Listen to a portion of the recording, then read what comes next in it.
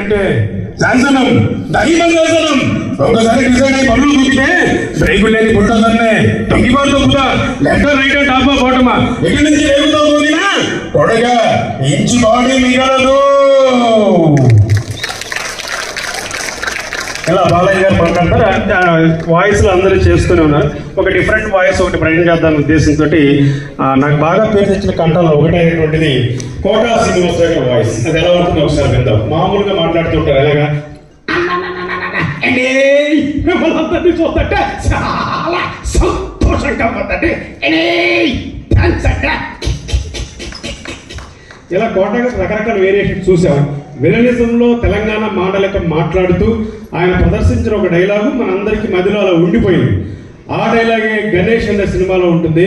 Victory Venkatesh quota Srinivasarao దగ్గరికి వెళ్ళి అంటాడు, పెన్ను తోచ బచ్చగాడు నీకెందుకు వెళ్ళటో ఉత్సమోహం తచ్చడం నువ్వు వెతుకుతున్నా ఫలాంటి ఎన్ని సంట సింగిల్ హ్యాండ్ గణేష్ అనగానే కోట గారు, తమ్మి మరి నాకైతే చార్మినార్కున్నంత ఈ స్టోరీ ఉందన్నట్టు ఒక ముట్టోరికి కుప్ప తొట్లో దొరికినానంట.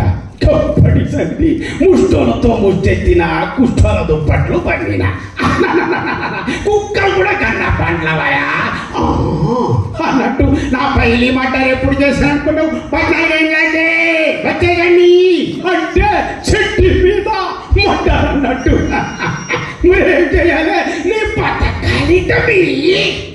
ఇలాగా కోటా శ్రీనివాసరావు గారి వాయిస్. అలాగే ఎట్ టైం 3 వాయిస్లు ఎలా ఉంటాయి సినిమా థియేటర్లో చూస్తూ ఉంటాం. ఒక డిఫరెంట్ మనందరికీ రవిశంకర్ గారు, సాయి కుమార్ గారి తమ్ముడు మీ అందరికి బాగా గుర్తుంటారు. ఎలాగంటే అరుంధతి డైలాగ్ అంత అరిచి ఆయన గోలగోలు చేసిన సినిమా కాకుండా ఆయన కొద్దిగా వేరియేషన్ తీసుకొచ్చి మన విక్రమార్కుడు అనే సినిమాలో విలనికి కూడా అదే డబ్బింగ్ చెప్పాడు. అప్పుడు ఎలా మాట్లాడంటే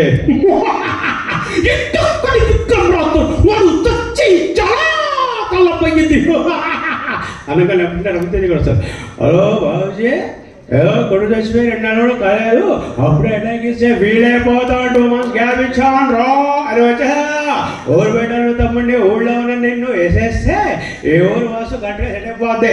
ఏం వచ్చా బాబుజీ ఏ భరంతా చింతా చింతా చింతా అనగా రఘుబాబు వస్తాడు. అదే బాబా చింతక్కడ పేచు చింత నాటి చింత అంటే కొట్టుకొట్టి చంపేస్తాడు. అదే ఇలాగా ఆ 3 వాయిస్లు ఇలాగా కూడా ప్రయాణం చేయొచ్చు. నాకు నవ్వించడం అంటే చాలా ఇష్టం అండి. ఎందుకంటే నవ్వు అనేటువంటి అందరికీ ఇష్టమే, నాకే కాదు అందరికీ ఇష్టమే. జంధ్యాల గారు చెప్పారు నవ్వడం ఒక బాగు, నవ్వించడం ఒక యోగం, నవ్వలేకపోవడం నిజంగా ఒక రాగం అని తెలుసు మనందరికీ. నిత్యం మన లైఫ్లో ఏదో గమనిస్తూనే ఉంటాం. చిన్న చిన్న వాటిని మైన్యూట్ థింగ్స్ కూడా అబ్జర్వ్ చేసుకుంటే కామెడీ ఎలా ఉంటుందనేది ఒక చిన్న ఐటమ్ ద్వారా ప్రయాణం చేస్తాను. ఎవరిని ఉద్దేశపూర్వకంగా చెప్పే కాదు, ఒక్కసారి చూడండి. ఒక అతనికి నత్తి ఉందండి. నత్తి అంటే మాట ఆగాక బయటకు వస్తుంటే తెలుసుగా. అందులో కూడా రకరకాల వ్యక్తుల్లా ప్రవర్తిస్తుంటే ఎలా ఉందో చూద్దాం. బాగా దాహం వేసి ఈడు షాప్ దగ్గరికి వెళ్ళాడు. కూల్ డ్రింక్ తాగుదాం అనుకున్నాడు. మనుషులో వెళ్ళాడు. ఏమంటే నాకు బాగా చల్లగా ఉండాలండి, నాకు మంచి దంసపోటు ఏమని అన్నాడు. ఇది అడిగాడు బాగానే ఉంది, వాడికి అంతకంటే అడగడం రాదు అని అడుగుతున్నాడు బాగానే ఉంది. కానీ కొట్లో కూర్చొని అమ్ముకున్నాడు చూడండి, కడుపు మండిపోతుంది అడుగుతుంటే. ఎందుకంటే ఆ అమ్ముకునే వాడికి కొన్ని నచ్చుంది. ఇది కన్ఫర్మ్ చేసుకున్నాడు. ఈరోజు మనకు తెలుసుకుని వచ్చి ఎక్కిరిస్తున్నాడు అనుకుని అవరే వాళ్ళు ఎలా ఉందని అనగారు కొట్టులను బయటకు వచ్చి మామూలు కూడా చదువుతున్నాను అనగా ఈ కోపం వచ్చింది. ఏదా నిన్ను ఆవాడిగా నేను సొంత పడిగాను ఉంటే ఉందని చెప్పు, లేకపోతే కప్పట్లో కొనుక్కుంటాడు రే అన్నాడు. అరే నువ్వు కదలబాదనే నీ గురించి బాగా అర్థమైపోయింది, నువ్వు కదలబాదనే ఉండొస్తాను అని రారా చూసుకుందాం అన్నాడు. నువ్వు గాంధీ ఎక్కడ ఉండాలి వస్తాను బయటకు చూసుకున్నాడు. వాడు వేసాడు. వాడు కొట్టాలి, ఈడు కొట్టాడు. వీళ్ళిద్దరు కొట్టుకుంటారు. ఎందుకు కొట్టుకున్నారు వాళ్ళకి పూర్తిగా తెలియదు. థర్డ్ పర్సన్ ఎంటర్ అయ్యాడు. ఎంటర్ అయ్యి కొట్టుకుంటే విడదీస్తాం కదా, అదే టైపులో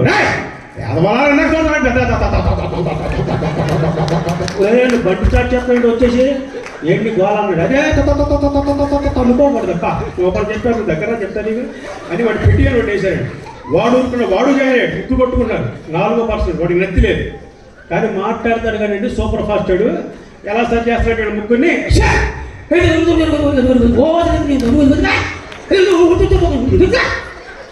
ఒరే ఇప్పటికే చచ్చిపోతున్నావు. నువ్వు ఒకడు వచ్చావు, ఏమంటున్నావో ఇంత మొక్క అర్థం కావట్లేదు. ఈ బాధ ఏంటంటే నీకంట కాదు దగ్గరలో చెప్తే నీకు అని కుర్చీ చేసి కూర్చోబెట్టి తన్నారండి. ఇదంతా ఒక ట్రాఫిక్ కానిస్టేబుల్ చూస్తున్నాడు. అలా చూస్తూ గుంపుగా చేసి తన్నుకుంటా ఉంటే విజిల్ వేసాడు. విజిల్ వేయగా మొత్తం పరారు వెళ్ళేవాడు. వెళ్ళొద్దు కొంత దూరం వెళ్ళాక ఆ పోలీసు అని చూసంటే బాగా పెద్ద పక్కొచ్చాడు అదవా అని అన్నాడు. పక్కనోడు అడిగాడు, ఒరే నీకు నిజంగా దమ్ము ధైర్యం ఉందా మన పోలీసు అక్కడే తిట్టుదా వచ్చి ఎంత దూరం వచ్చేస్తున్నా అన్నాడు. నీకు మేడ తెలియకుండా మాట్లాడాక బాబు, ఆయన తిట్టడం అక్కడే మొదలుపెట్టాను ఇక్కడ వచ్చి తెచ్చుతాడు. అయినా వాడు అక్కడ తిట్టినా ఒకటి ఎక్కడ తిట్టినా ఒకటి అన్నాడు. అదేంట్రా అన్నాడు. పోలీసు ఆయనకి చౌడు. ఇలా రకరకాల కాన్సెప్ట్ని మనం చిన్నగా అర్థం చేసుకుంటే రకరకాలు ఉంటాయి బయట. Thanks to everyone.